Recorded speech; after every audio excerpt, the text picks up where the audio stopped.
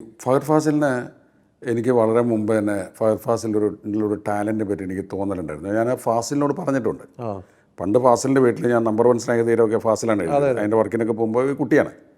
അപ്പോൾ ഇവൻ്റെ ഒരു ചേഷ്ടകളും ഇവൻ്റെ ഒരു മുഖവും കണ്ണും ഒക്കെ നമുക്ക് ഭയങ്കരമായിട്ട് അട്രാക്റ്റ്. ഞാൻ പണ്ട് പറഞ്ഞിട്ട് ഇവനെ അഭിനയിപ്പിക്കാട്ടോ ഫാസിലെ എന്ന് പറഞ്ഞാൽ അവൻ പഠിക്കട്ടെ എന്ന് പറഞ്ഞു പുള്ളി.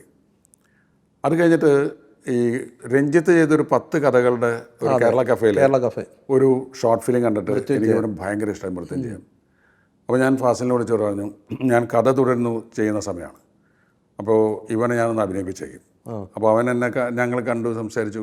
അപ്പോൾ എനിക്ക് തോന്നി അങ്ങനെ ഒരു ചെറിയ റോളിൽ വരേണ്ട ആളല്ല, ഇവനെ നമുക്ക് പിന്നീട് ഉപയോഗിക്കാം എന്ന് വെച്ചിട്ട് അന്ന് തൊട്ടേ ഈ പുള്ളിയുള്ള ഒരു പ്രതിമ എനിക്ക് തോന്നിയിരുന്നു. പിന്നെ ഫഹദ് അഭിനയിക്കുന്നത് കണ്ടിട്ട് നമ്മൾ പലപ്പോഴും അത്ഭുതപ്പെട്ടു പോയിട്ടുണ്ടല്ലോ.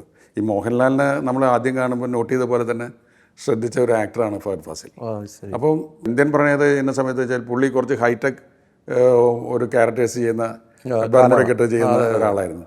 ഒരു മുണ്ടും ഷർട്ടും ഇട്ടിട്ട് ഒരു ആക്ടർ എന്നുള്ള നിലയിൽ ഒരു വലിയ പരിണാമമായിരുന്നു. അതെ അതെ അതെ അതെ. അപ്പോൾ ഞാനും ഇക്ബാൽ കുറ്റിപ്പുറാണ് അത് എഴുതിയത്. ഇക്ബാലിനോട് ഞാൻ പറഞ്ഞു നമുക്ക് ഫഹദിനെ ഒരു അപ്പിയറൻസ് വേറെ കൊടുക്കാം, ഒരു ഖദർ മുണ്ടും ഷർട്ടും, ഒരു യൂത്ത് കോൺഗ്രസ് സാറിൻ്റെ പ്രതിനിധി എന്നൊക്കെ വന്നിട്ട് അത് എന്തൊരു മനോഹരമായിട്ടാണ് പുള്ളി ചെയ്തത്. ഐമനം സിദ്ധാർത്ഥൻ. അതെ അതെ.